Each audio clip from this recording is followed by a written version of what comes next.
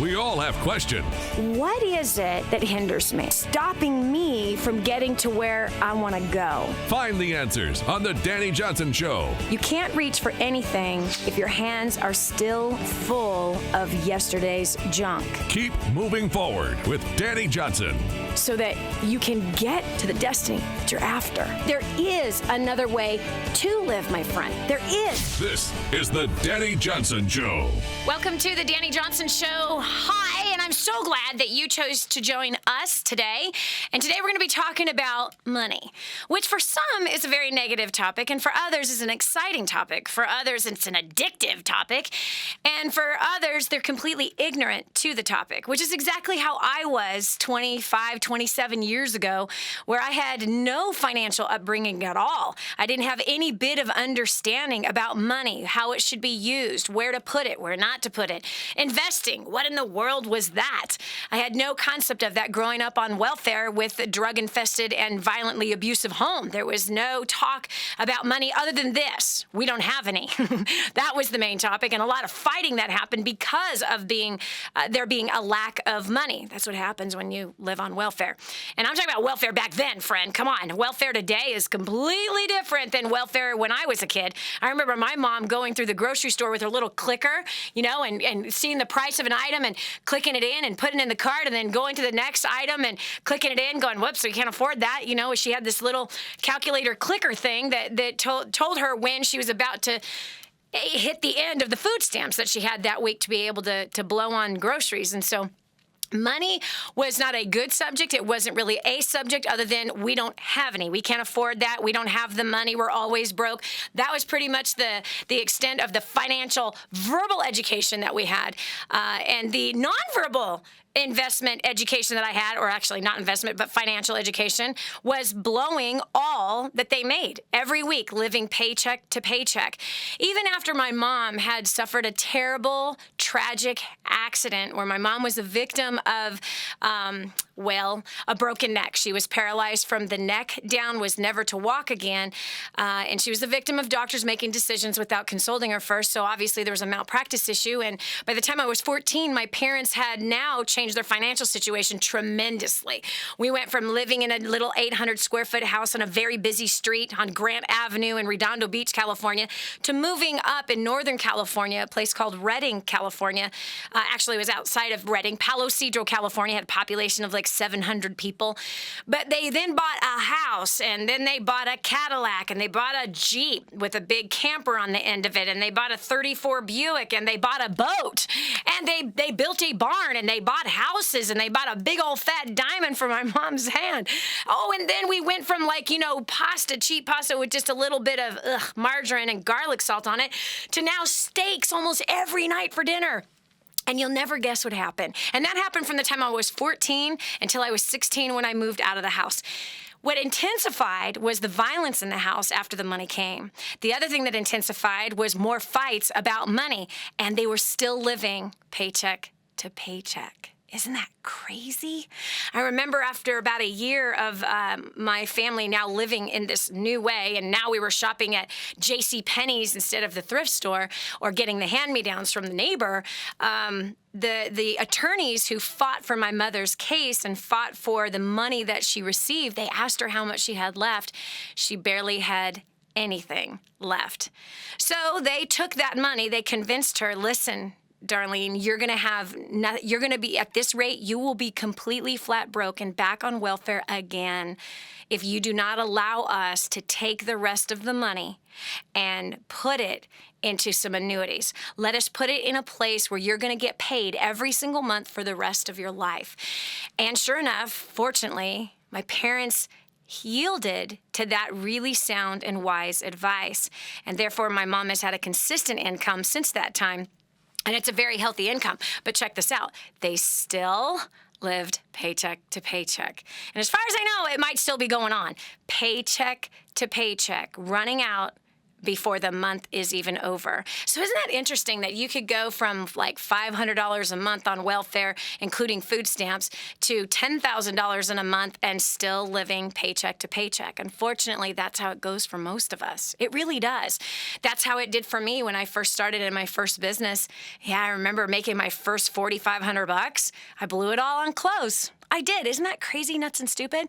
And then my next income, I started to grow my income and got it up to $11,000, and I blew it on some business expenses and some more clothes. And then once I then totally messed up, I maxed out my credit cards, traveling everywhere, which again, the travel was all for business seminars, and those were investments that I was making. But the clothes I didn't need. Do you know what I mean? And I didn't need to eat out every day. I certainly didn't need to eat out for lunch and dinner every single day. That was kind of stupid, and I did that on my credit cards. So if there wasn't enough money left of the $11,000 that I made that month, well, guess what? Then the rest of it went on credit cards. So, and where did I learn that habit? I obviously learned it from the home. My parents lived paycheck to paycheck to paycheck to paycheck, and always worried about and always striving for more money, and more money was never enough. Unfortunately, that's how a lot of people live. I'm not the only one, and neither are you. In fact, here's the facts and the statistics. 98% of the population will end up dead or dead broke at the age of 65, dependent on their family, friends, and federal government for their main source of income. Think about that, my friend. I know if you've listened to the show every single day, you've heard me say that a lot. But I don't want those words to just graze your ears. Think about those words. Do you want to be 65 and dependent on your family, friends, and federal government for your main source of income?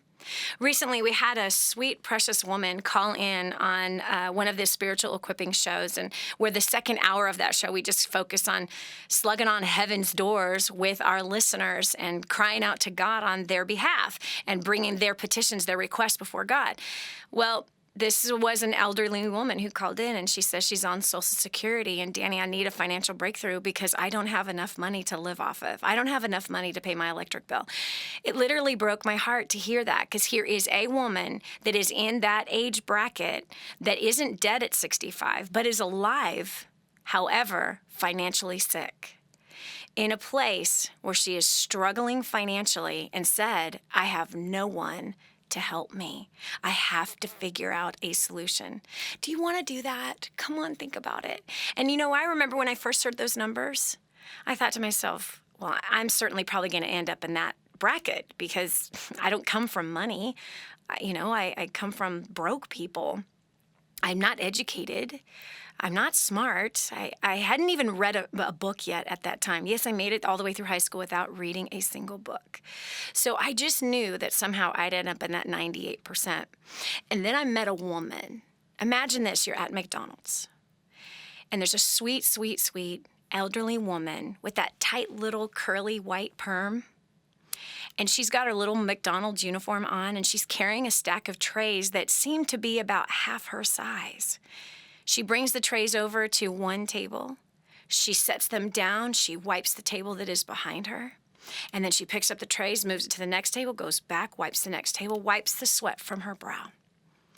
I was so intrigued when I saw her. And I went up to her and I said, how long have you worked here? And she told me. And I said, do you like your job here? And she says, I'm just happy to have a job, honey. And I looked at her perplexed, with my eyebrows kind of crossed, like, really? What do you mean you're just happy to have a job? She says, well, Social Security and our pension are not enough for my husband and I to pay our rent.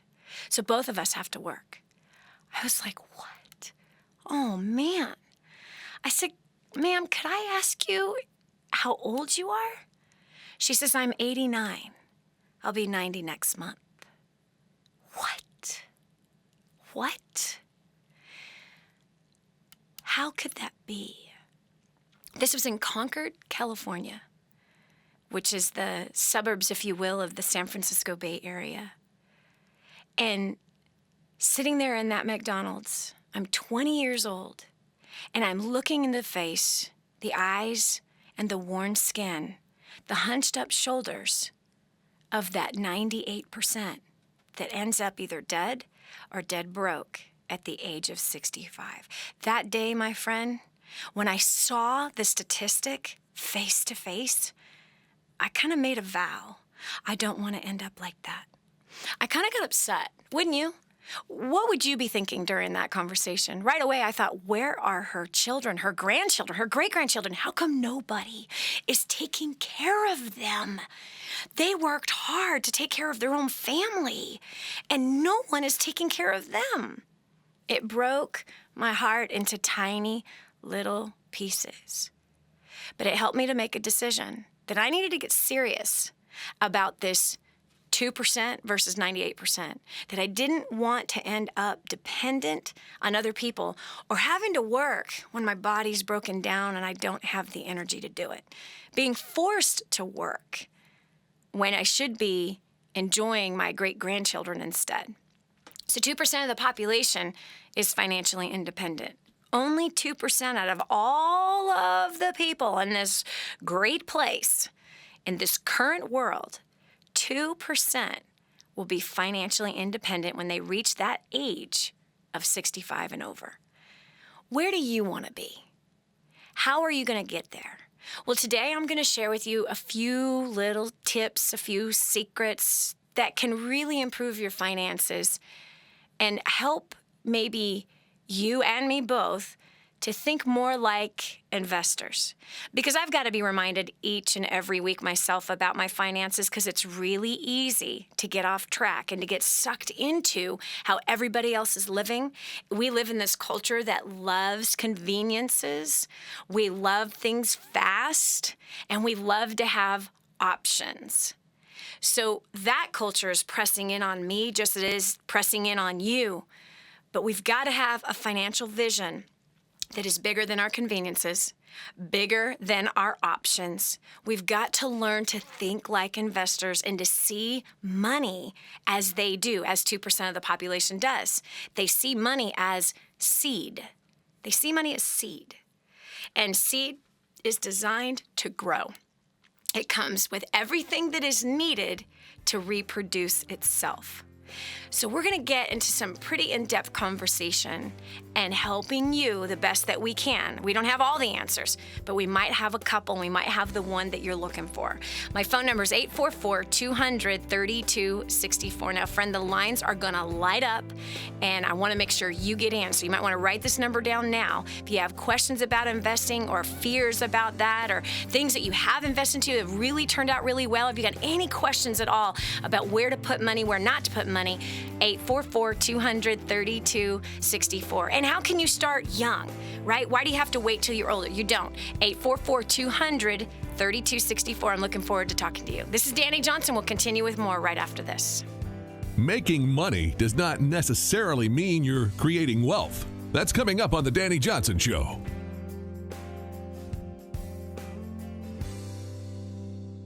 The whole story of how I went from homeless to millions is right here in this book, First Steps to Wealth. I'd love to give you a free copy of this book. Just dial 888-757-8880. You can get your free copy of this book. It's like a real book, my friend. You can get an ebook copy for free right now, or if you'd like to pay the shipping to get this $15 book to your house, I'd be happy to send it to you. 888-757-8880. Get your copy of First Steps to Wealth today and begin on a brand new path of some great success. Hello. Improving the quality of your life. The Dani Johnson Show. I love it. You don't want to die broke, do you? And you don't want to struggle for the rest of your life financially, do you? Well, if the answer is, Dani, no way do I want to struggle financially. No way do I always want to be broke. And no way do I want to have this huge monster, green, hairy hulk of a monster called debt suffocating me at night while I'm trying to sleep. Well, friend, today is a day where you can make some new financial choices. Today is a day where you can have a brand new, fresh financial start. And that's what we're talking about today. How do we have a fresh financial start? How can we begin taking the steps towards thinking like an investor, learning how to invest, what to invest into? Do you have to be smart to be an investor? Well, I have barely a high school education. I've been an investor since 19. I made my first investment into business at the age of 19, not knowing anything about what I was doing.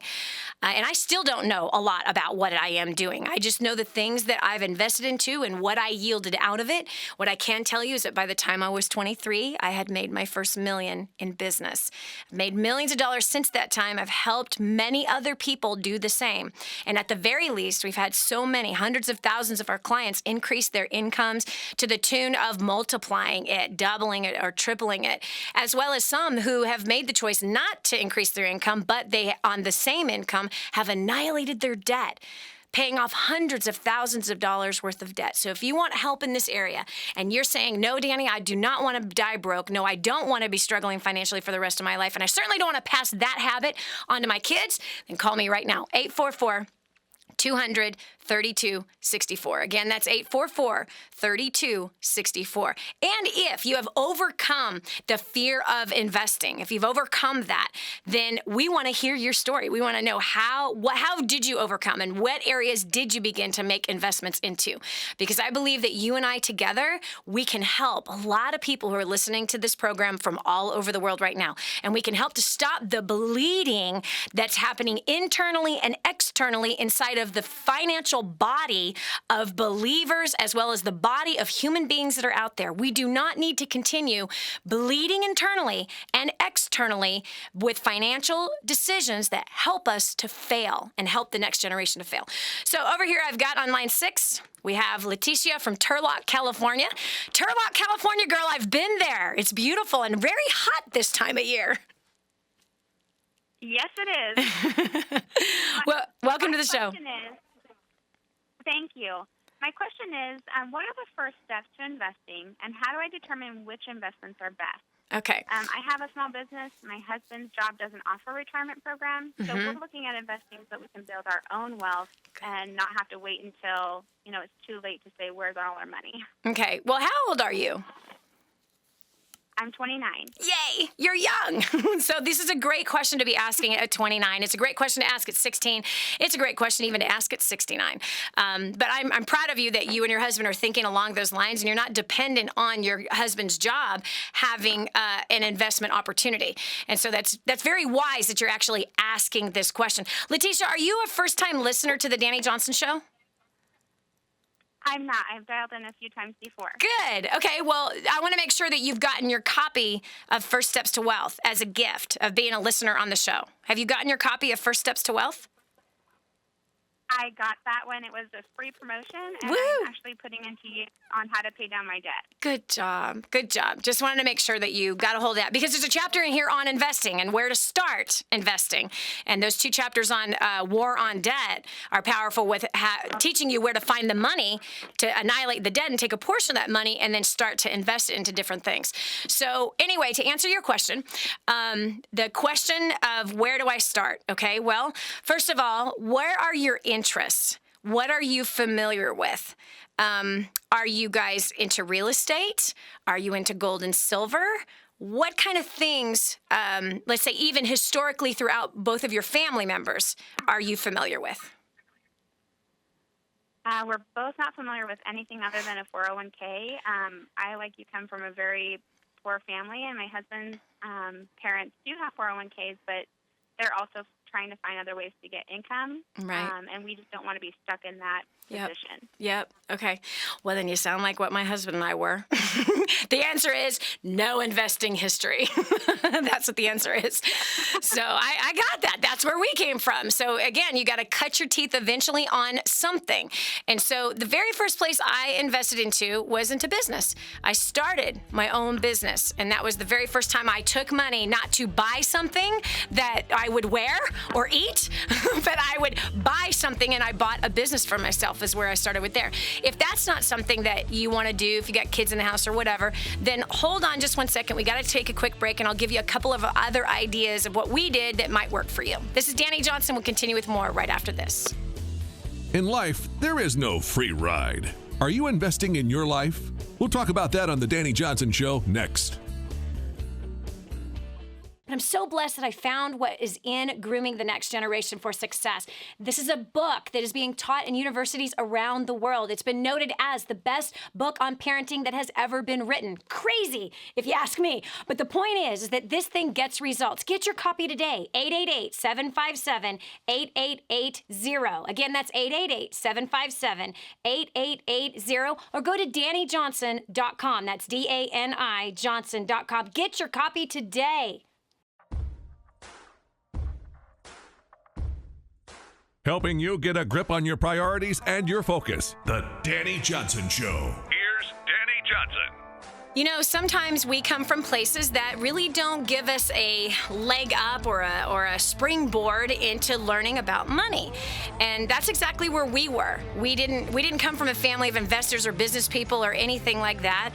My side of the family, pretty much, there was a few people that had jobs and did a pretty good job holding them down, but there was a lot of people that couldn't hold down any jobs, and then a bunch of welfare recipients and drug addicts. So we didn't have a great start financially, but that's no excuse, because if you're not the same place and you didn't have a great start financially, meaning from the upbringing or the people that were around you, or you made some really bad financial mistakes in the beginning, it's okay. You can press reset just like you can on your phone or your computer.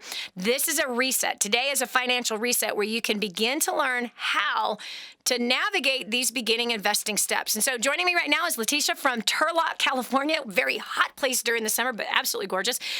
We were talking about that she came from a similar place that we did, and that she didn't have a lot of financial training.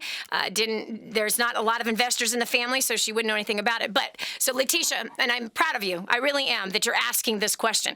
So the first thing that I invested into at 19 was a business. And was that to become an investor? No. I literally ended up in some type of a presentation that was selling businesses. And I borrowed money to start in that first business, and I failed miserably those first 6 months. And then I heard about some training, business training seminars that I could go to, and didn't have the money, but I invested. That was my next investment, was into my education. Not a college education, but from a millionaire who was successful in business. And so I began to study under him in a room with 300 other people, or 400 or 600, depending on where the seminar was and what time of the year it was. But anyway, so that was the next place that I invested, into learning about money, learning about business, learning how to communicate with people, because I didn't have a clue to save my life on how to talk to people or present something to them. So that was my second investment, was into education. And so if you and your husband are starting from that bottom level, like where do I start? I would begin to pick up books, as well as go to some training seminars that teach on investing. Make this something that you really get committed to. And I'm glad that you already have the book First Steps to Wealth, which is teaching you how to manage your money, how to pay off your debt, and how to take a part of that and become an investor. But investing, really, it happens a lot through trial and error. It starts off a little shaky, and it actually, throughout your history, it will be shaky. You're going to win some, you're going to lose some. And so my third investment was a house. That was the third thing that I made a purchase into, and I've been, my husband and I have been buying and selling houses for, well, since that time, 20-something years for me, 23 years for me.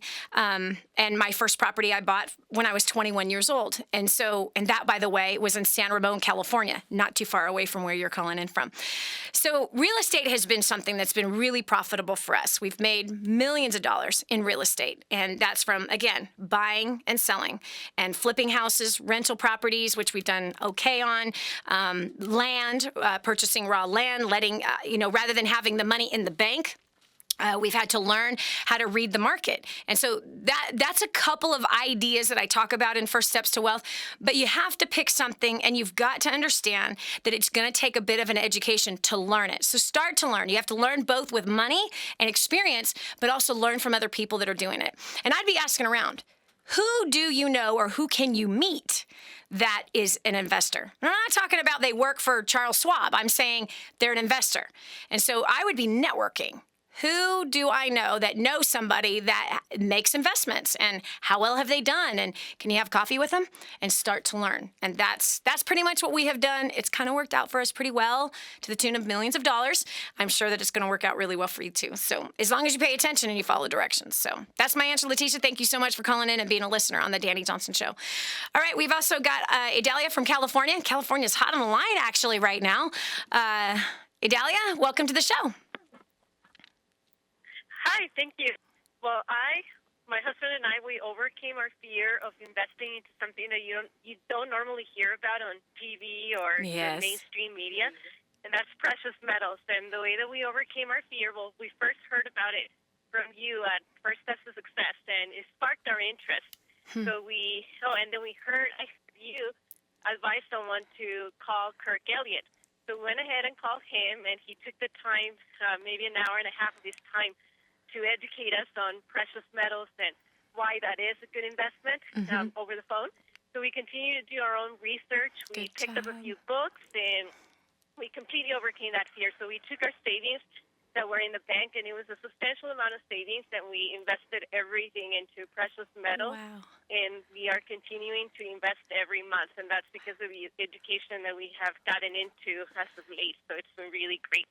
Wow. So thank you, Dani, for planting that seed. Wow. Idalia, I'm so excited for you. That's amazing. And you know what's so powerful about this is that you now know to take the money off of the table so that it is not so easy for you to grab it to go shopping with or to go on a vacation with or to do something stupid with. You know what I mean? Because we have access to money, we have a tendency of doing dumb things with it. And so you're taking the money off of the table and putting it into something that's solid and historical. And so we've done a lot with precious metals. And honestly, I have to credit my husband on that. Because I remember when he came to me the first time, Idalia, it's a hilarious story. First time he came to me, he says, honey, he goes, I want to make a pretty big investment into buying some gold. And I'm like, really? Okay. What do you mean a big investment into gold? Are you like thinking like $5,000? Idalia. He's like, oh no, much bigger than that. I'm like, what? Talk about fear of investing into something that you don't know. So I'm proud of you that you and your husband broke that fear of investing into something you don't know, and you did it by education. And that really helps. Learning from other people, doing your own research. Yes, talking to an expert into gold and silver, but more importantly, cross-referencing that expert. You know what I mean? You don't just listen to everything that they say, but you got to research what they've said, get opinions from a few other people, and certainly don't be taking heed of the opinions of those that are not committed, because there's always somebody who bought a little bit of gold and went, it didn't work, I didn't work for me, that was stupid. They weren't learning. They weren't becoming an investor. And becoming an investor is going to take time and effort to learn and the investment of money to master this skill. But mastering the skill of investing is what's going to help you to create wealth. And you guys have done this. So I was afraid completely. By the way, the number my husband gave me was $100,000 that day. My jaw hit the floor, bounced back up to the ceiling, went right, went left. I put my eyeballs back in my head and went, what? Oh my gosh, are you serious?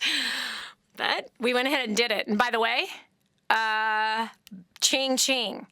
We bought $100,000 worth of gold when it was $574 an ounce. Yeah, it's grown since then.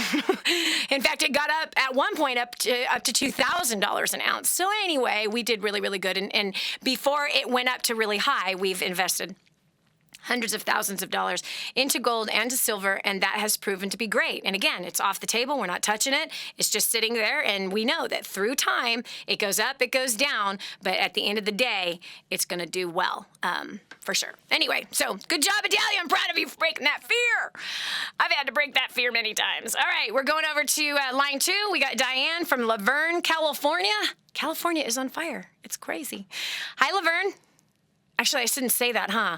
Hi. We don't want California to be on fire again. I should stop saying that. Anyway, Laverne. Do not. Yeah. Not enough. Yeah, no, you've had enough for sure. So, anyways, I overcame my fear last December, and we are actually even in we have the opportunity to even think about investing because we have been clients of yours since 2012, and we went from being in debt to having a six-figure savings, and now we're trying to figure out how to make that grow. Hold on a second, Diane. Wait. You can't just say that. I want to scream right now. Wait a second. So you came to First Steps to Success in 2012, and you guys had all this debt. Now you have six figures in savings? Wow. You're an animal. We're actually $10,000 in debt, and now we have a six-figure savings account, and we're debt-free other than our mortgage. But because we're in Southern California, we're like trying to make our money grow first before we pay off the house. Yeah. So, yes, it's been exciting. It's been an exciting journey, and we're going to see you in August in Long Beach, so can't wait for that. But, so, yeah, my husband gave me a little seed money. He gave me $5,000 towards an idea that I had for a product. And, we could afford to lose $5,000, so we were kind of, it's totally uncharted territory for us. But I came up with this product, and I designed my own branding, and I've spent $4,000 of the $5,000 in a kind of a learning curve. I have been ripped off by a few people, which has been discouraging, and those are the obstacles that have come with my lack of experience. Okay, hold on a second, Diane. We got to cut to a quick break. Yeah. Diane, I want to hear the rest of this story. Okay. And I know others are going, what was it? What did you do? This is Dani Johnson. We'll continue with more, and we're going to hear what Diane did and the learning experiences that she had right after this. Next on the Dani Johnson Show, let's identify and overcome your excuses to invest in yourself and for yourself. Stay with us. I just heard this amazing story. One of our clients had written us telling us that they had used job domination and unlimited success and has absolutely exploded their career. He said, Dani, I don't know where I'd be today without job domination and unlimited success. Listen, do you want more recognition from your coworkers? Do you want to be recommended to people all over the world? Do you want to be somebody that is highly sought after? Listen, if you're in a dead-end place where this gentleman found himself, but then learned new strategies and changed everything in his work life, and obviously this has resulted in higher bonuses and pay raises, you're next. 888-757-8880. Get your copy of Job Domination right now. 888-757-8880. Again, 888-757-8880. Job domination. That's what you need. It's time for you to dominate the job market and break through the rut that you're in. And now, back to more of the Dani Johnson Show. Are you scared to do something that is not normal for you? I understand. Most of us like to stay in our little comfort zone, and we like things to just, be scheduled and routine. I hate to tell you, but that's really how I am. But venturing out and taking risks, if it wasn't for my husband, there's a lot of risks I would have never taken. One of which was investing into gold and silver. Never would have done it. He came to me saying, hey, I want to invest some money, a lot of money into gold and silver. And I'm thinking, oh my gosh, is that $2,000? Is that $5,000? Because to me, that was a lot of money, even though we had made millions of dollars. But investing into gold and silver, $2,000 or $5,000, oh my gosh, it's so risky. We'd only invested into business and real estate at that point and did very well in doing that. But really, he wanted to learn some other ways of other avenues of investing to diversify our income. Well, yeah, $100,000 is what he said. What? Anyway, but we do. We tend as humans, many of us, tend to be a little bit risk adverse, and we like to just float down waters that we're used to. Well, joining me right now is Diane. She's from Laverne, California, and she's sharing that, and this is such a crazy story, that she came out to First Steps to Success 2 years ago. They had $10,000 in debt, and they learned there how to pay off all of that debt, and now they have six figures in savings. What? Which is amazing. And her husband gave her a little bit of seed money because she's wanting to learn to start investing into business. She took $5,000. She's invested into developing her own product. And now we're going to hear where it goes from here. So, Diane, you said that $4,000 of it you invested into branding and all that kind of stuff, which, cracks me up. Do you have experience with that kind of stuff? None at all. I did take a class. Good job. I took a class on marketing, like on social media and how to sell on Amazon. Good job. Different things like that, and I'm kind of learning as I go. Yep. I trademarked my logo. All of this has cost money. Yes. So, it's been a learning curve, and I have to, be willing to pay for my inexperience. Yes. Hold on right there, because that's important, Diane. This is so important, and this is where people miss it, is that either you have the experience or you're going to pay for the experience. Experience costs money no matter what. It costs money. And so right before we took that break, you said, yeah, I've had a few people, kind of screw me over a little bit. Pat yourself on the back. That means you're doing something. That is supposed to happen. That's the part you need to know, is that, oh, wait a minute, I'm actually in business now. People are actually taking from me. People are screwing me. I'm in business. Exactly. That is part of the experience, and learning how not to get screwed over, and learning how to put some checks and balances in place, and learning how to ask more questions, and learning how not to just take everybody's face value, and learning how to read the contracts and what they say they are going to deliver, and how to hold those people accountable. It takes time and money to learn those things, but those things are very valuable, and you're getting an education. So you haven't lost anything. You are gaining experience and value that you'll bring to the marketplace. And that is what's important. And as long as you don't quit, you're going to succeed. You're going through the natural, chartered waters of the beginning of every business. What comes with it, Diane, is a little bit of doubt, by the way.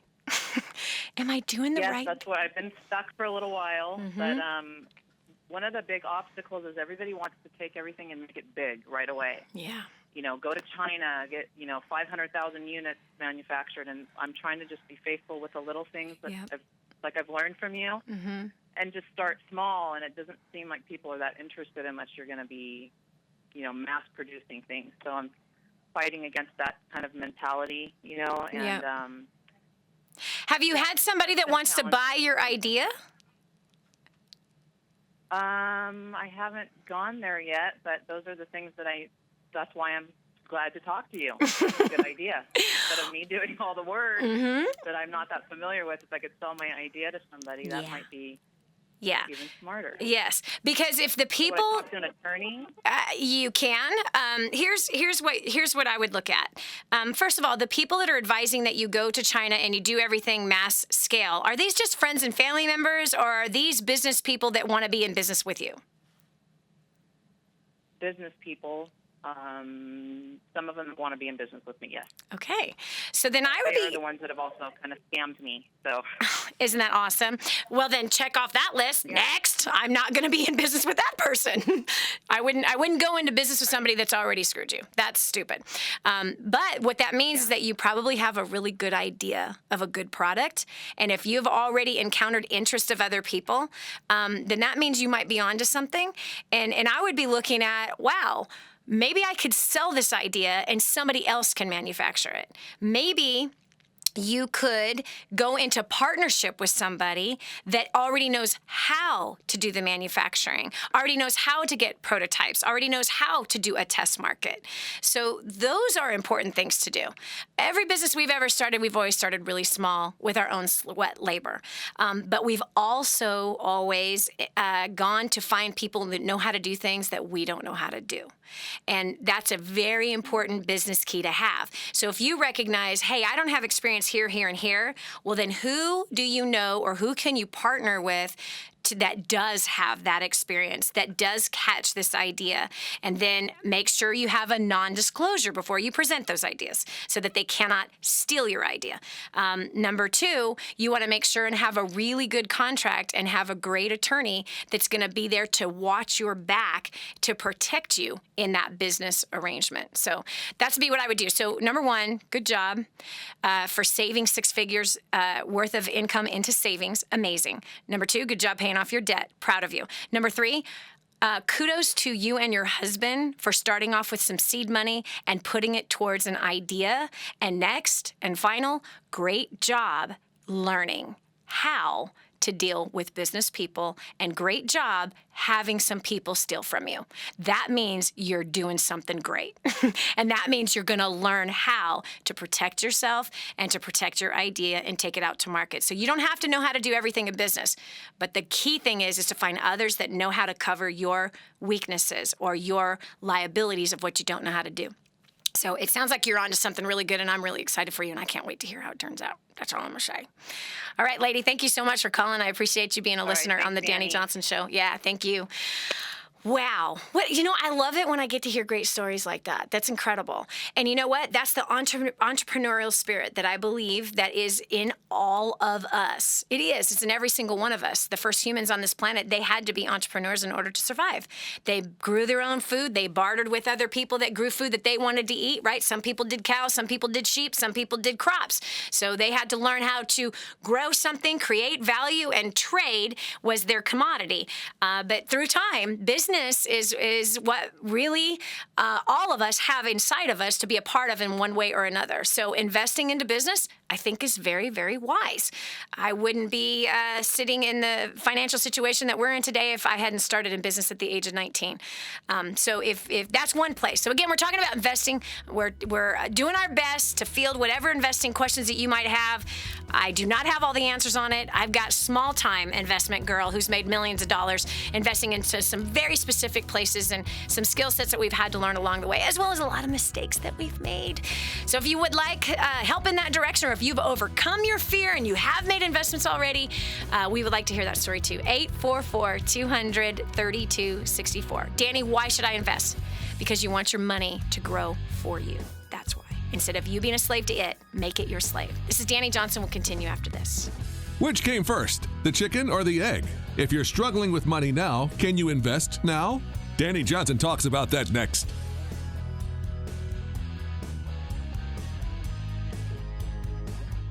Call now, 888-757-8880. I'm going to send you our report on how to feed your family on $100 a week. Get this hot thing in your hand now, and you can begin to save hundreds of dollars just on your food bill. No clipping coupons, no way. I'm talking about simple little things that still, even my position, I'm still able to feed my family on $100 a week or less. You are going to learn how to do the same thing. 888-757-8880. Call now. Get your copy of this report. Hello. Improving the quality of your life. The Dani Johnson Show. I love it. Dani, I'm barely making it. We have way more month left over than money. Are you kidding me? Becoming an investor? That's crazy. Listen. Welcome to the Dani Johnson Show. This is hour 2. We're talking about money and learning how to invest. Now, I'm not teaching a class on investing here today on the Dani Johnson Show, but I am talking about the beginning steps of not ending up in that 98% place that ends up dead or dead broke at the age of 65, but learning to cross over into that 2% place where people are financially independent, and those who are financially independent have become investors. That doesn't mean it's a full-time job. What that does mean is they have made investments. They have taken risks. My first investment and first risk was into business at the age of 19. My second risk in business was at 20, and that was into my education, going to training seminars, learning about business and about people and marketing and how and money, learning how to make that business that I invested into work. My third investment was another business. And then my fourth investment was another business. And then my fifth investment actually was a house. And we've been making investments ever since then. We have always taken money and looked at it, not always, by the way, not always, let me take that back. My first 10 years of making money, we were stupid with our money. Although we did keep investing into business, and that had made us millions of dollars. And we did invest into real estate as well, buying and selling houses, flipping them, taking an old dog and making her look really, really pretty and making a quick $100,000 on her. We've done that several times, including one particular property out in the South Pacific in Bora Bora that we made over $3 million on that one transaction in 3 years. So anyway, and we've got lots of land investments and stuff like that. But through the years, we've had some hard lessons learned in investing. We've made some, we've lost some, we've made a lot, we've lost a lot. However, there's some simple little steps that we've done to diversify our income. And one of the things that we learned early on from several different millionaires that we had learned from was to take money and make it your slave. Don't be a slave to money, but learn how to turn money into your slave so that you are not working for it, but that it is working for you. That sets something off in our heads. because we only knew the concept of working for money and being a slave to it, and then a slave to our debt, a slave to the conveniences that we were now addicted to, or the kind of clothing that we were now addicted to that we somehow needed. But as soon as we began to learn to think like an investor, to think like somebody who was in that 2%, it began to work for us. And that's what we're talking about today. So if you have overcome the fear of investing, how did you do that? Where did you start? Or if you need help in that direction, like you want to understand more about that. And again, I'm not talking Wall Street stuff. I'm talking basics, man. I didn't come from Wall Street. I came from welfare. So when you come from welfare, you're nowhere near Wall Street, and you don't. And investment is a big giant word, and it's like, I don't even know what that means. But in all reality, I've learned through trial and error. Both my husband and I have learned through trial and error how to invest, and more importantly, how to plan for the future, how to look at different types of investments, and hopefully to make some wise decisions. And we've made some wise decisions, and we've made some really stupid decisions too. So we're going to be sharing all that right here with you today on the second hour of the Dani Johnson Show. Again, the phone number is 844 Again, 844-200-3264. 844-200-3264. Over here, I'm going to line 6. We got Daryl from Alberta, Canada. Welcome to the Dani Johnson Show. Hello, and thank you for having me on. Sure.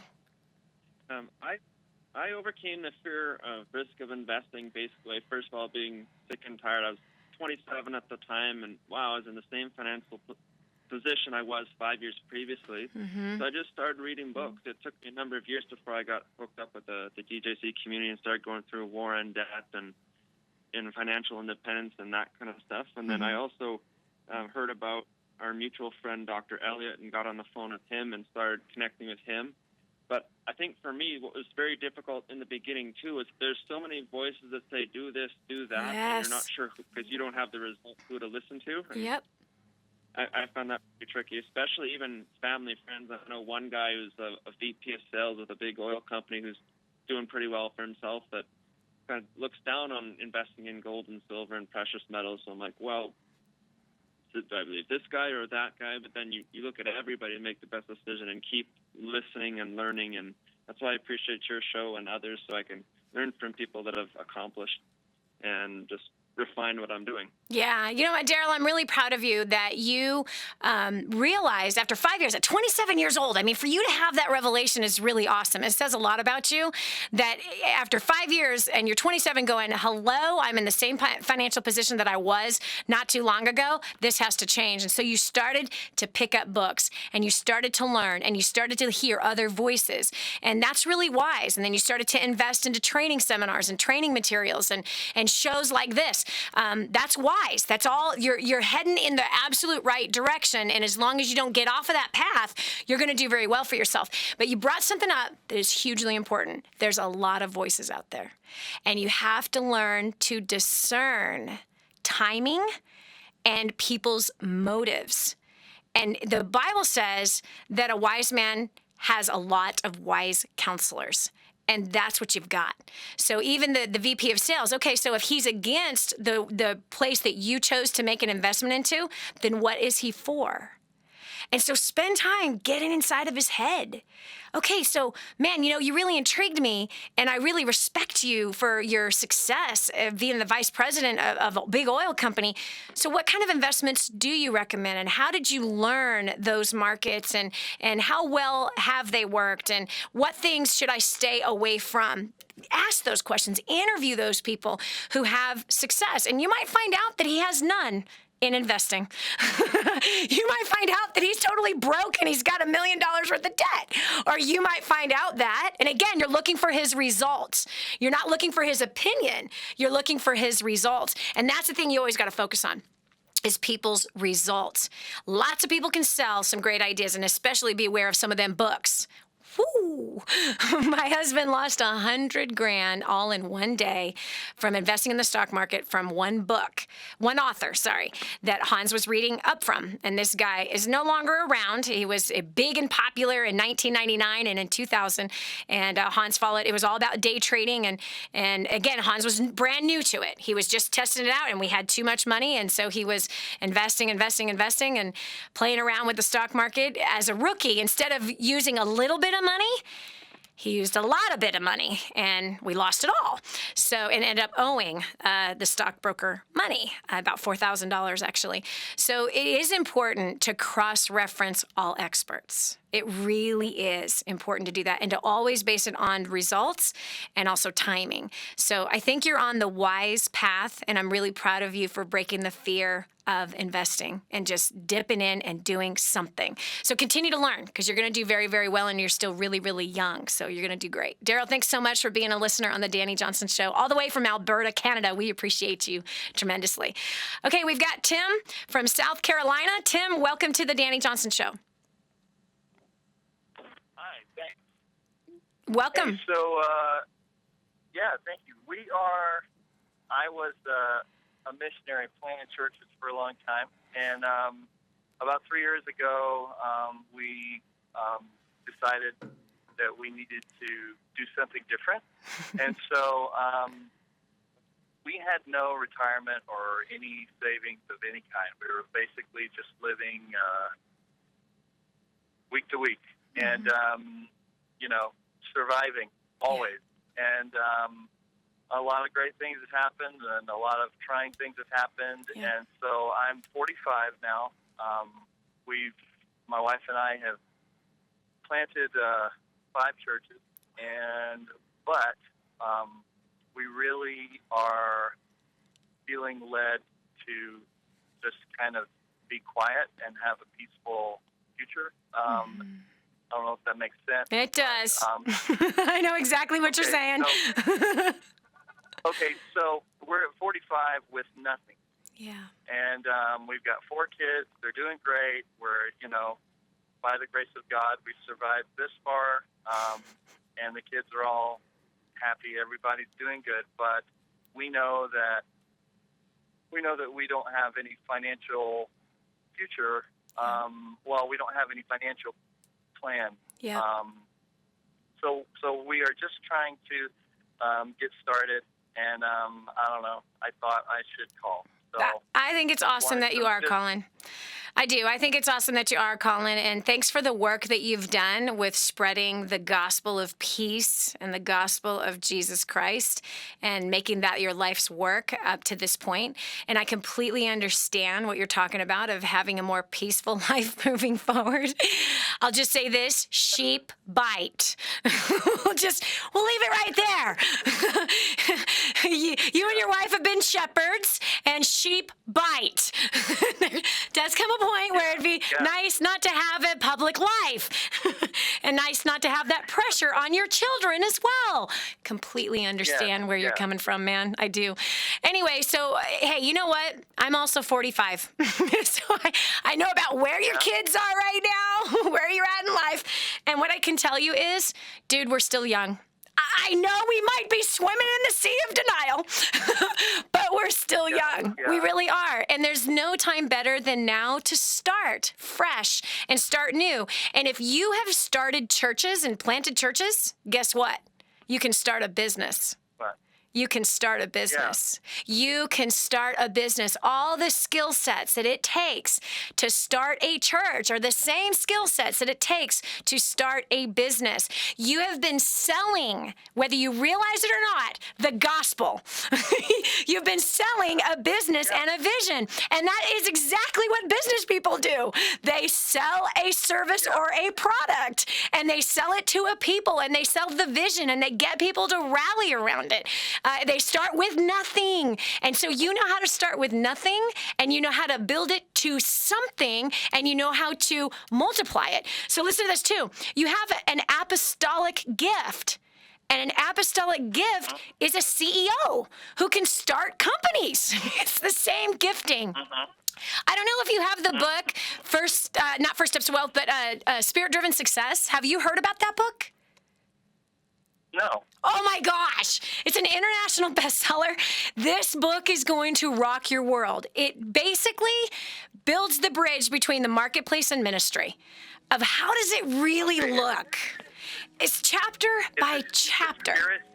Spirit-Driven Success. You'll find it at Amazon. You can find it at DaniJohnson.com. You can find it at Walmart, Barnes & Nobles. You can find it anywhere. But it's Spirit-Driven Success, chapter by chapter, all scripturally based, that how business and church is exactly the same thing. Hold on. I want you to hold on because I got a gift for you, too. So this is Dani Johnson. We got to take a quick break. We're going to come back and finish this conversation with Tim. Ready to take that leap of faith and step out on your own? That's coming up next on The Dani Johnson Show. Hi, I'm Dani Johnson. The most common question I get usually are from people who are trying to juggle their life. They've got kids who are involved in all kinds of activities. They've got business or their job, finances, trying to get out of debt, plus all their church activities and all the volunteer activities. And they're pulling their hair out going, how do I juggle this all? Man, I once lived just like that until I learned Time Secrets.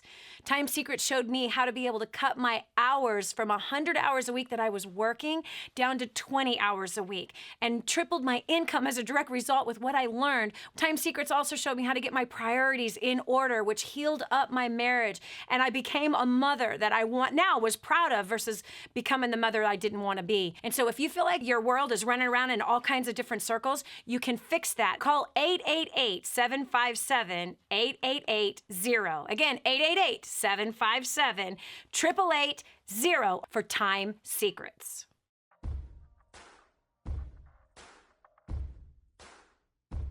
Helping you get a grip on your priorities and your focus. The Dani Johnson Show. Here's Dani Johnson.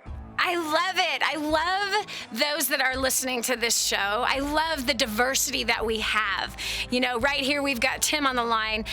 He's called in about investments. He's 45. He and his wife are 45. They got 4 children, and they've been in full-time ministry, starting churches, planting churches, basically as missionaries for their entire time. And now he's like, we're ready for a change. We're ready for something different. And we just finished talking about the fact that he actually has business skills that he wasn't even aware of. Now, Tim, I'm about to blow your mind with something, and I do have a gift for you. I want to give you a gift to sow into you. Okay, now, in Spirit-Driven Success, now, it might not shock you, but it shocked me. When I began to read the Bible, which I believe is the best success book ever written, when I began to read it cover to cover, I had something revealed to me. And it got revealed to me starting in Genesis. And that was that Abraham was not a minister. He was not a church planter. He was not an evangelist. He was a businessman. And Noah wasn't a pastor. He wasn't an evangelist, okay? He was a farmer. And he liked to drink his product a lot, right? So then when I began to look at all the greats of faith that we hear taught from the pulpit every Sunday, right? Wow, you go to Abraham to Isaac. What was Isaac? Was he a pastor? Was he an evangelist? Was he a teacher? No. What was he? A wealthy businessman, just like his father. What about Jacob? I was going to say he was a trust fund baby. Well, no, check it out. He was a generational businessman. That's what he was. Generational. Dad built this huge business, passed the business down to the son. The son had to maintain and grow that business. And then Jacob actually did not inherit that business. Jacob had to start from nothing. But see, he grew up around business, and he became very successful in business and very influential, obviously still influential in the world today. I'm talking about him. His name is Israel. God changed his name to Israel, who, by the way, historically are the best business people in the world, by the way. And for per capita, of the population, the wealthiest people in the world, Israel. All right. So King David, okay, we see King David as a pastor. We see King David as a worshiper. But King David was a king.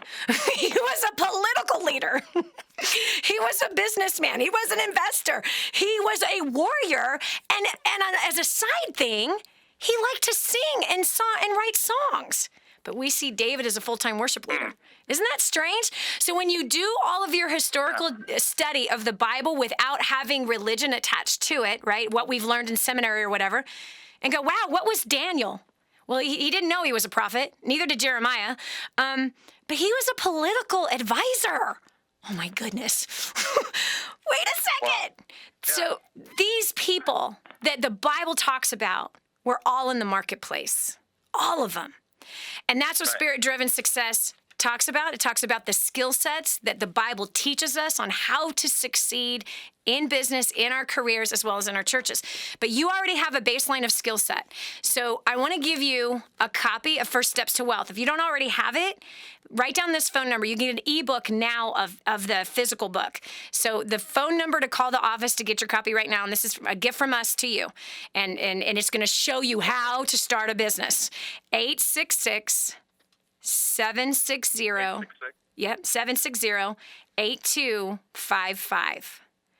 Again, that's 866-760-8255. Tell them that you just hung up on the phone with me and that you want to get your ebook free copy of First Steps to Wealth. And then if you want the physical copy, you pay the shipping to get the $15 book to your house and we'll send it to you. That book is going to teach you, it's going to show you, you're going to see like, oh, I do have those skills. Oh, that's really all that it takes. Where to start. But 45 is a great place to start for a brand new life, for a brand new business, and I believe you got the baseline skills for it. So that would be my recommendation. You need to pray. You need to pray about it, obviously, but I'm going to pray that God gives you a divine idea and that you run with it. And it may be starting with somebody else's product that's already established or somebody else's service that's already established. It might be something you work from home. It might be something you do from a storefront. But I am confident that you got everything inside of you already based on your track record to become very, very successful in business. So, yes, stay in touch because I want to hear how the Lord leads you. Okay. Yes. God bless you, Tim. Thanks so much. Bye-bye. Thank you. Man, what an awesome story. Very exciting. Anyway, we're taking more of your calls for investing. Wow, what do I invest into? Again, I'm not talking about Wall Street. I'm not talking about Wall Street advice because I'm not a Wall Street girl. I was the welfare chick who was homeless and became a millionaire. Hello? And I did it through investing into various different things. So I can just give you starting from the bottom. That's about all I can give you. How to start from the bottom and end up somewhere on top. 844-200-3264 is that number. I look forward to talking to you soon. This is Dani Johnson. We'll continue with more right after this. Coming up, the Dani Johnson version of A Penny Saved is a Penny Earned. Keep it right here. This is your chance. This is your shot. Get your copy of War on Debt right now. There's one waiting for you that has your family's name on it. And inside that package is freedom. Your family's freedom is on the inside of that package. All you have to do is open it up, press play, and start applying what I teach you in this program. 888-757-8880. You and I are going to help your family become completely debt-free in the next 5 to 7 years. Just imagine how that's going to feel.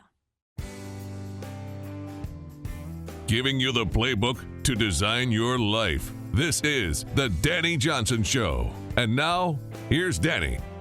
Oftentimes, we find ourselves in this microwave society that wants everything to go really fast, and we're always looking for quick results.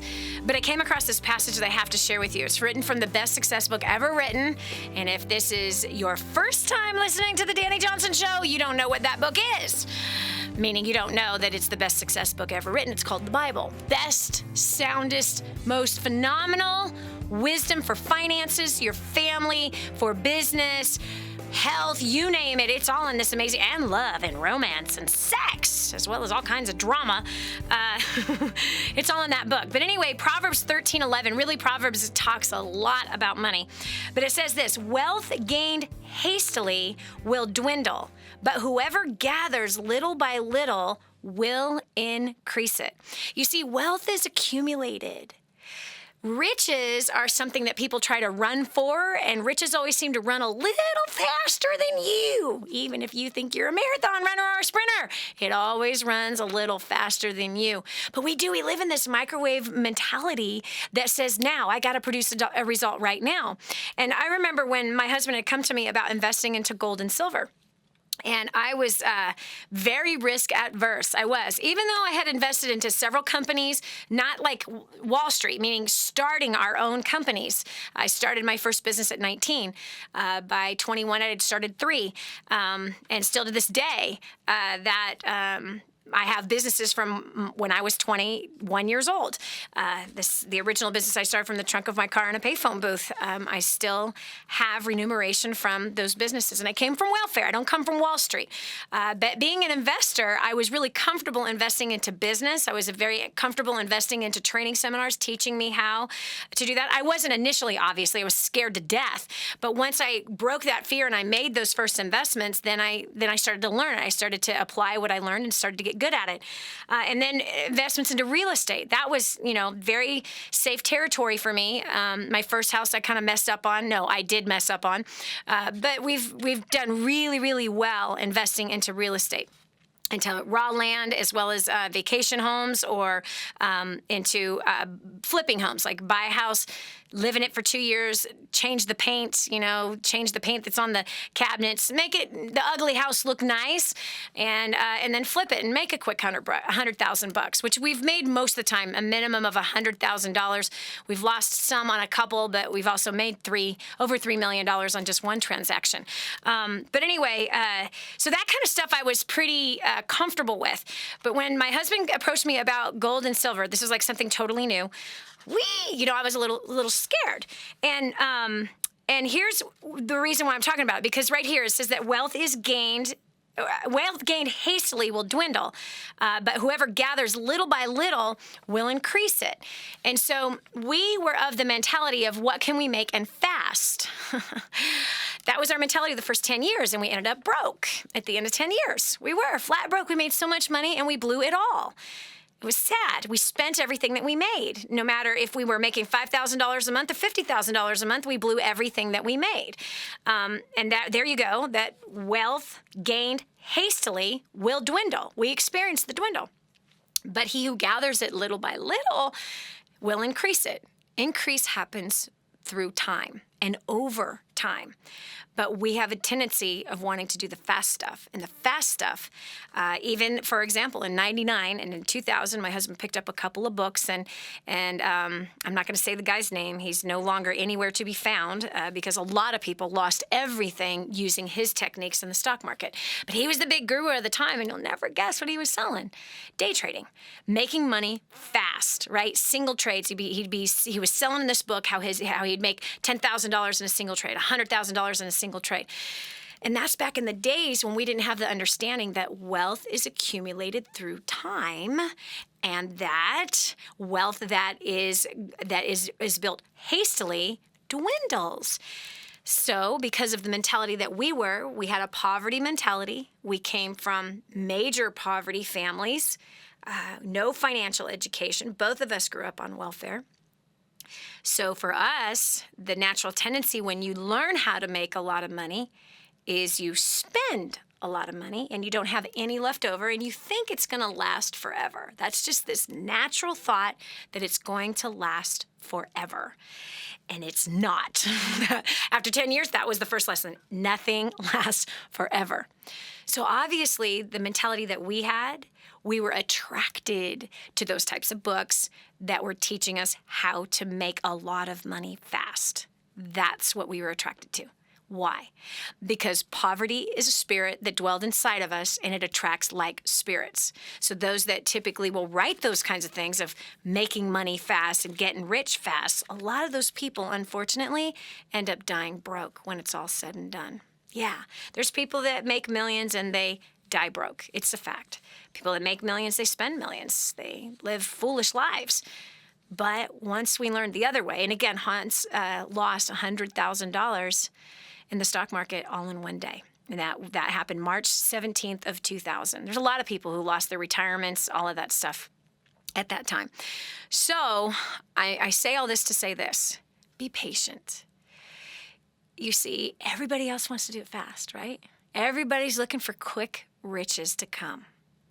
looking for quick solutions to annihilate their debt, quick solutions to lose weight. Everybody wants what's fast.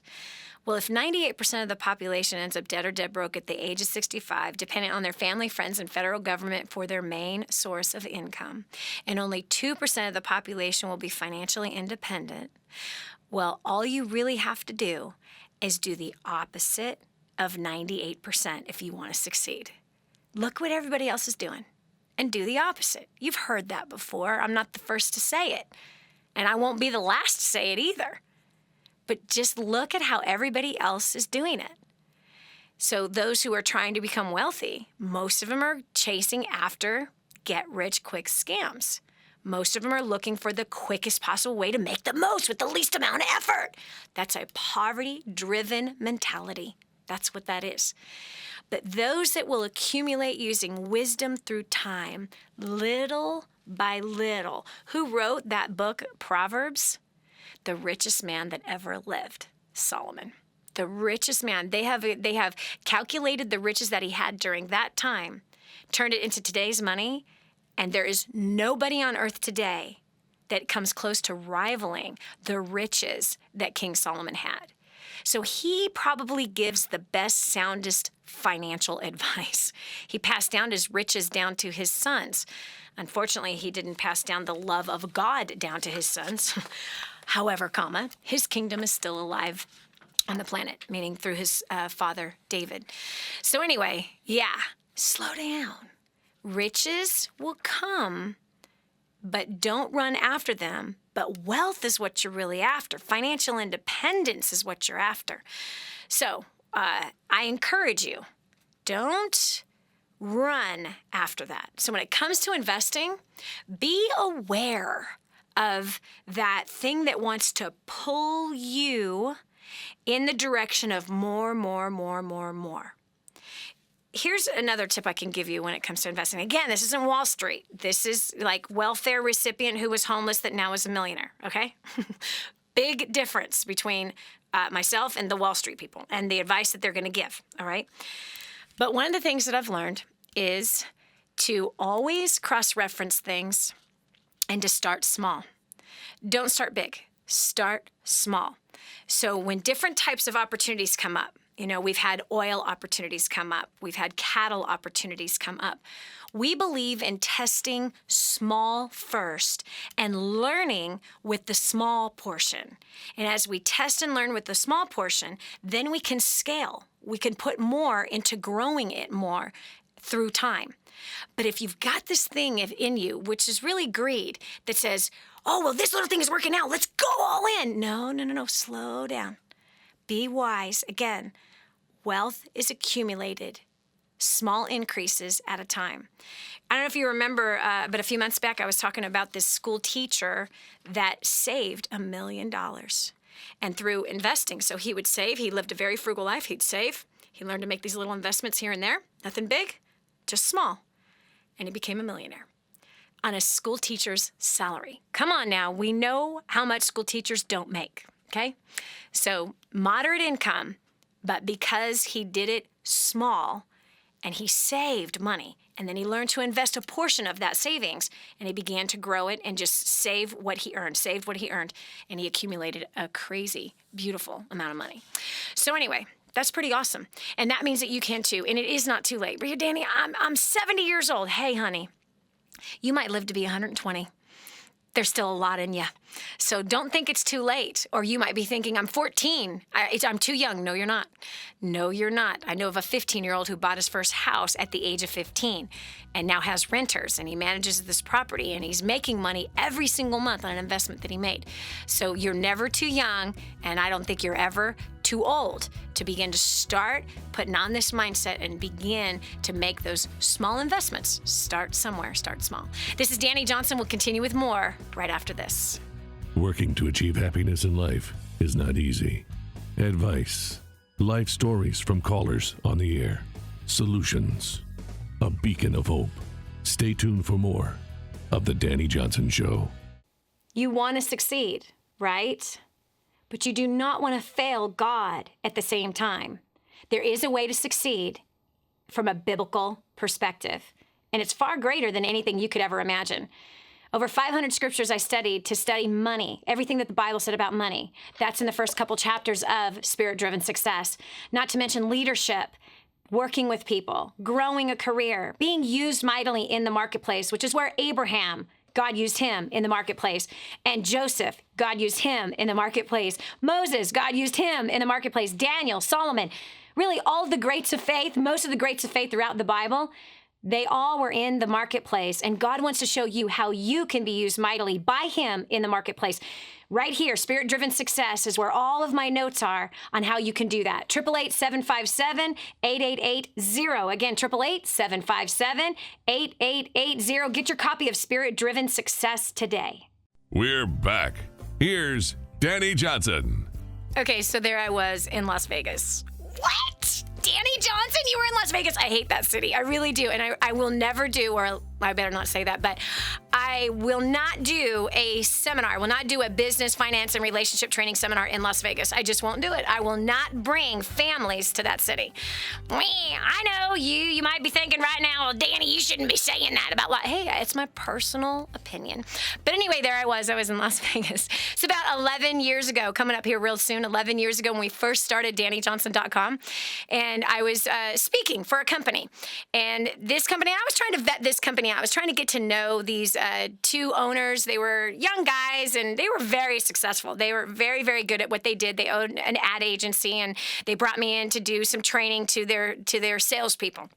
And so, anyway, the training ends, and they invite me to go with them to one of the tables. They are going to play blackjack, in fact.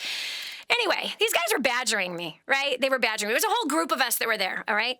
And I was trying to just study them, get to know them, see if there would be any kind of a business arrangement between us and them, and trying to get to see them after they've had a couple of cocktails maybe, and see really what the kind of things are they talked about and how they conduct themselves, and see if I really want to be in business with them. So anyway, there we are. We're at the blackjack table. The president of the company buys $200 in what do you call those things? Not coins, chips. And the dealer puts it in front of me, and I said, I'm not playing. No way. He says, you have to. I just bought those chips. Those are now yours. You got to play. Well, I don't gamble. I like to play cards, and this is not the kind of cards that I play. So no matter how much I resisted, they kept persisting, and immediately I lost the $200 in chips and thought, okay, they won't do that again, right? Whatever. So then the vice president decides to buy $200 worth of chips. He says, you're going to play, and we're going to keep buying these chips until you decide to learn how to play this game. Okay, fine. So then I start to ask them for advice. They both were up. One was up $4,500. The other was up $5,000, right? Okay, now this is not, I do not encourage people to gamble. I think that's stupid. Buying lottery tickets is stupid. Gambling is stupid. Stupid. That is just stupid. All right. I don't think it's wise things to do with your money. But there I am. They're buying me in, right? And they're not letting me out. So check it out. So I start again. I know from business. All right. You find someone who has a track record, learn from them. These guys were making money, and the night before, one of them won around $9,000. So I'm like, they got a system here. I want to learn the system. So sure enough, I started asking questions, and I'm just telling him, tell me what to do. Tell me what to do. I won $9,500 in an hour and a half. But hold on a second. I have to tell you what I did. So each time I won, I took the chips, I put it in my purse, and I only left $500 worth of chips out on the table. So then I won another $1,500. Took $1,000 of it, put it in my purse, only left the $500 out. So then I won $2,800. I took all those chips, put it in my purse. I didn't keep all my winnings in front of me, and I gave myself a limit that as soon as I lose this $500, I'm out of here. Well, I made $9,500 in, an hour and a half. It was amazing. Have I ever gone back to play again? Nope. Will I? Nope. As far as I can tell you, nope. I will never do that again. That was a moment. But here's what I want to tell you. You're saying, why are you sharing this stupid story with me? Because the reason why I'm sharing it is this. You have to learn to take the chips off the table. You have to learn to take the money off the table, and you have to give yourself a budget and don't go over the budget. That's how you learn to invest. Now, what happened in Vegas was not investing. Those two, that vice president and that president of that company, invested $400 in chips into me, and I just learned from them what to do, and I yielded $9,500. I tried to give them the $9,500. They wouldn't take it. So I took that $9,500 and I took it home. So not the chips, but the money. So my point is this. When it comes to investing and when it comes to money, you have to understand that money is seed and it's designed to grow. That's what it's designed to do. It comes with all the right parts to grow. And the key is that you take a portion of money that you make every month, or is it every week, or every dollar that you make, you set aside a portion, you take it off the table so you don't invest, so you don't spend it on something stupid like shoes or things like that, but instead, or more clothes or more food. But instead, you take that money off the table as though it was never even yours, and then you put that in a place where that money can grow like seed. Planting corn in your garden. You plant a seed, you reap a what do you call that thing? Cob that has, well, the average they say is 256 seeds on one cob. But you got to take the money off of the table and then learn to invest it into places. Now money is going to grow even while you are sleeping, okay? All right, so we're talking about investing. We're talking about the very beginning stages of doing that so that you can get your money working for you. This is not Wall Street talk, friend, so you don't have to go to sleep. This is simple, basic stuff. I grew up on welfare, and I've made millions of dollars from investing. And I'm not talking about the kind of investing that you typically see on TV or hear about or read in books. I'm talking the basics here. The basics. All right, so going over here to Amira from Texas. Welcome to the Dani Johnson Show. Hi, Dani. Thanks for taking my call. Sure. My question is, my husband and I were 33, and so we're fairly young. I'm still young. And, you know, I guess my question is like, how do we know what's a good investment to invest into? I mean, I know besides investing to ourselves, that's priceless, but I find myself, hearing all these things, and I just don't know what to believe, you know, what's good, what's bad. Yep. We've invested into hard assets, and I kind of regretted it because I didn't really know much about hard assets like gold and silver, but, you know, I was just doing it because I heard it was the good thing to do. So I guess my question is, how do I know that I'm being directed in the right way instead of listening to Garbo? Exactly. And there's a lot of Garbo out there, honey. Because there's always somebody selling something. You know what I mean? There's always somebody selling something. And as long as you are looking at and following the money trail, then you can kind of find what motives are. Whether they're pure or not, doesn't really matter. It does matter, but everyone has motives. So let's start here. Why do you regret investing into gold and silver? Well, because I think about 6 months ago, I saw like everything, it just like dropped. Mm-hmm. And I didn't really, and then I knew that I didn't really know that much about it. So I felt, you know, kind of bad that I invested in something that I knew nothing about, I felt kind of stupid. Okay, listen to me. This is the first part that you need to understand, okay? Is investing is not short-term game, honey. It's not short-term game. It is long-term. So you actually made a wise investment into gold and silver. Just because it came down 6 months ago, that doesn't mean anything. Years from now, it's going to be greater than what you bought it at. Let me give you an example. 2005, my husband bought $100,000 worth of gold at $574 an ounce. That then eventually went up to $2,000 an ounce. It's never come back down to $500 an ounce. So through time, honey, investment is long-term. It is not short-term. And that's one of the first things you got to get through your head. No, girlfriend, pat yourself on the back that you invested. That was wise. You did the right thing. This is Dani Johnson. I hope that today you've enjoyed the Dani Johnson Show. We'll be joining you again tomorrow for another intriguing concept or content or answering your questions or helping you whatever way it is that you want help. We're here to help you. This is Dani Johnson. We'll talk to you tomorrow. Bye. I remember being homeless and broke and broken in every way and being overloaded with financial pressure, the pressure that I was a failure, the social pressure, everything that I felt like was crashing down on top of me. And at the same time, I felt so alone until I learned the strategies of first steps to success.